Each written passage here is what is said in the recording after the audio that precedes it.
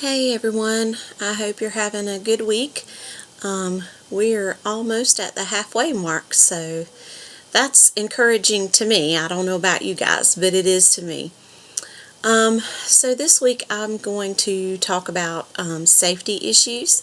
So the agency that I am placed with does have very good policies in place for safety. They have different codes that they call for different things, like code blue would be medical emergency, code green is weather emergency, and different things like that. I can't remember all of them off the top of my head. And they're also on the back of our badges, identification badges. So if you forget what one of them is, like say they call a code over the loudspeaker, and you're like, I don't remember what code green is, you can look on the back of your badge, and hopefully you'll remember what you're supposed to do for that code.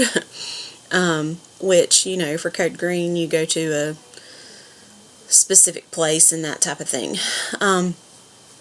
So the agency is really good about the safety procedures. They even have a team called Health and Safety that's what they're devoted to. They meet once a month, and they're devoted to addressing safety issues and making sure that there's policies in place to make sure that all the staff and the clients are safe while they're in the building. And so with this placement, the only downside to the safety things, with this placement I am also at DSS in their building. And since I've been there, no one has taken time to go over any safety issues with me.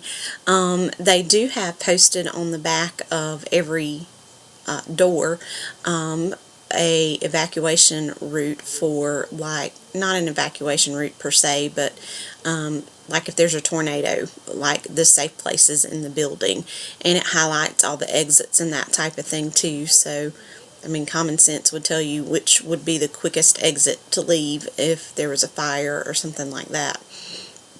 As far as like safety from irate clients and that type of thing just coming into the building, there is a main lobby that is open to the public, but then every other part of the building you have to punch a security code in it to be able to access that part of the building.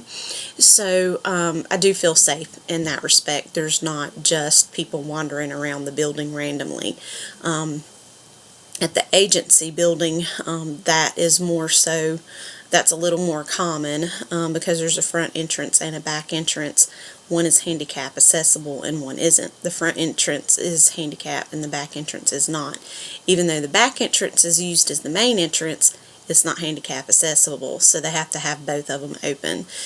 So clients can come in off the street and be in the lower part of the building.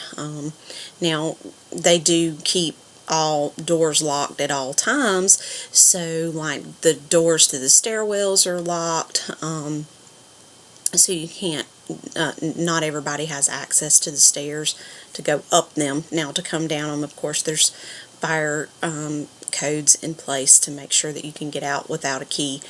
But and like common areas and like the break room and the file room and different places like that, they're all only accessible with a key.